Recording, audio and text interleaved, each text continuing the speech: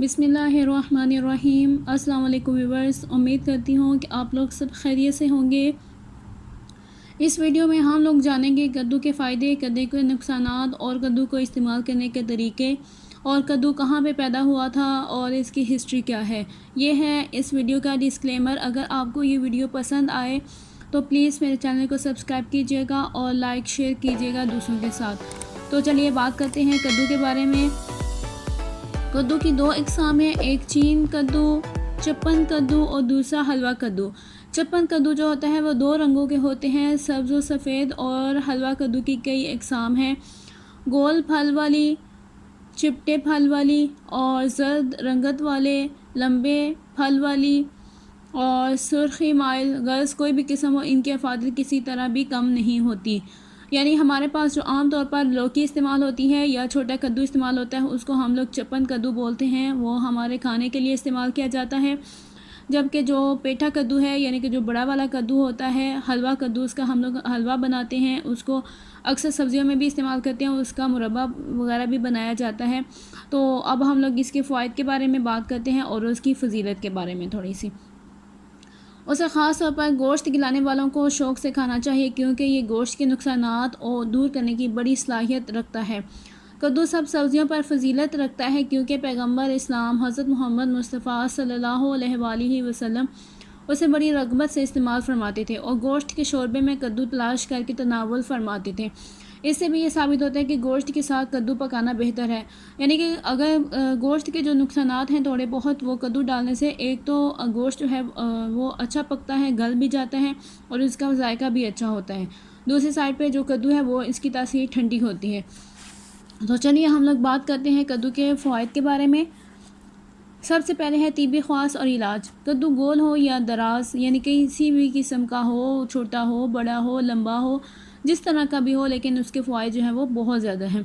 सर्द तर मिजाज रखता है, जल्द हज़म हो जाता है, प्यास को तस्कीन देता है, दिलो दिमाग और जिगर को ताकत देता है, जिगर की गर्मी और सफरावी बेचैनी को दूर करता है। उसको खाने से किसी भी किस्म की घबराहट और वहशत दूर हो जाती है। गमगीन को खिलाने से गम ख़त्म हो जाता है। ब्लड प्रेशर के लिए कद्दू बेहद कारआमद सब्ज़ी है। पेशाब की जलन के लिए कद्दू मुफीद तर है। अगर किसी को पेशाब की जलन होती है, अगर अक्सर जब हम पानी पीना कम कर देते हैं तो हमारा पेशाब जो है वो एक तो येलो हो जाता है और एक जलन के साथ होता है। तो अगर आप कद्दू को मुसलसल इस्तेमाल करेंगे तो ये तकलीफ़ जो है वो ख़त्म हो जाएगी। अगर किसी शख्स को बिच्छू ने डंग मार दिया हो तो इसके गुर्दे का लेप करने और इसका रस मरीज़ को पिलाने से जहर का असर ख़त्म हो जाता है। कद्दू के बारीक गुर्दे को कुछ नरम गरम करके गुर्दे पर रखने से गुर्दे को फौरी आराम मिलता है। कद्दू का मुरब्बा तबदिक यानी कि बुखार के लिए बेहद मुफीद है। मिश्री मिलाकर कद्दू का गूदा खाते रहने से सिल और बुखार का मर्ज़ ख़त्म हो जाता है।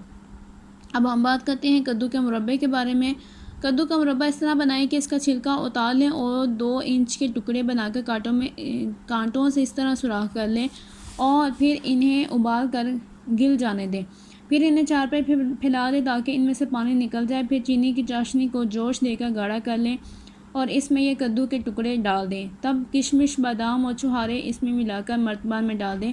कद्दू का मुरब्बा तैयार हो गया। यानी मेरी एक वीडियो के अंदर आपको कद्दू के फ़वाइद भी मिलेंगे और उसको कद्दू बनाने का जो मुरब्बा बनाने का तरीका है वो भी आपको सिखा दिया गया है।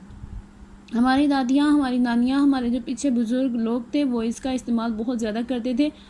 आप लोग अपने रूटीन का हिसाब लगाएं कि आज हमारे रूटीन का कोई हिसाब किताब नहीं। हम लोग कब सोते हैं, कब जागते हैं, कुछ आइडिया नहीं। और हमारा जो रुझान है वो फ़ास्ट फूड की तरफ ज़्यादा है। इस वजह से हमारे अंदर बीमारियां भी ज़्यादा होती जा रही हैं। जबकि हमारे जो पहले बुज़ुर्ग लोग थे उनके अंदर बीमारियां बहुत कम थी और वो देसी खालिस अज्जा से बनी हुई खुराक खाते थे और उसको हज़म भी कर सकते थे, क्योंकि वो बहुत ज़्यादा काम करते थे। हमारी तरह आराइश वाली ज़िंदगी और ज़िबाइश वाली ज़िंदगी उनकी नहीं थी। तो अब आगे बात करते हैं गर्म बुखारों का इलाज।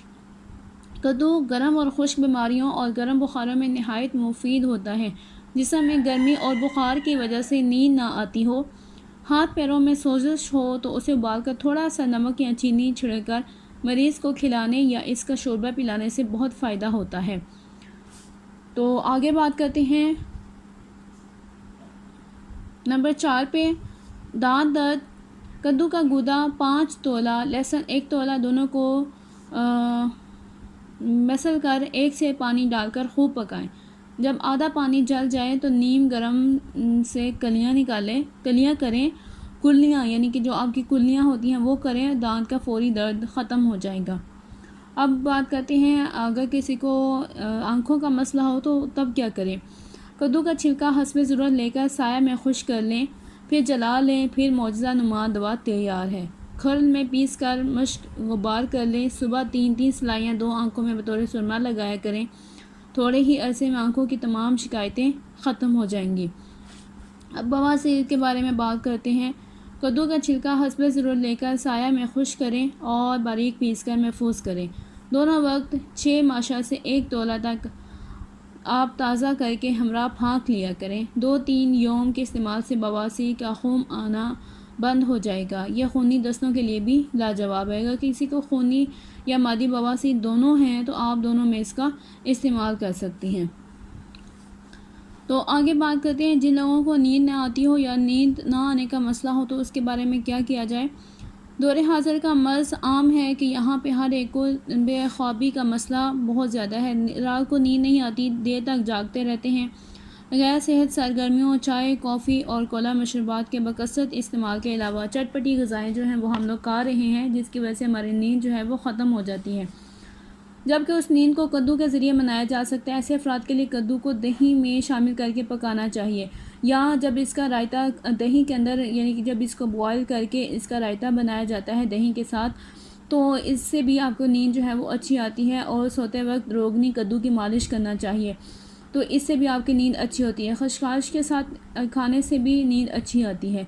तो इससे साबित होता है कि हमारा जो हम कद्दू जिसको हम आम समझते हैं, जिसको हम फ़ायदेमंद नहीं समझते, हम ये समझते हैं कि ये एक ऐसा फल है कि सब्ज़ी है जिसको हम नहीं खाना चाहिए, या अक्सर लोगों को तो ये पसंद ही नहीं। और इसके अंदर लो कैलोरीज़ है, यानी कि इंतहाई कैलोरीज़ कम है।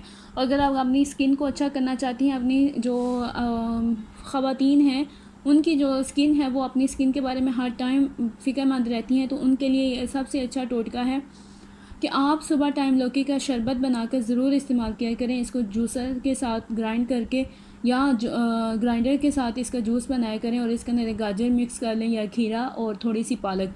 इससे आपको आयरन भी मिलेगा और तमाम वाइटामिन्स और मिनरल्स भी आपको मिलेंगे। इससे आप अपनी सुबह का आगाज़ किया करें।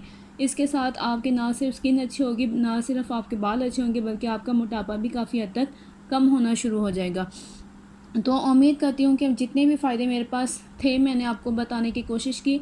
तो आप इसके ऊपर अमल करें और इसको अपनी डाइट का हिस्सा बनाएं कद्दू को। और नेक्स्ट वीडियो के लिए अल्लाह हाफ़िज़।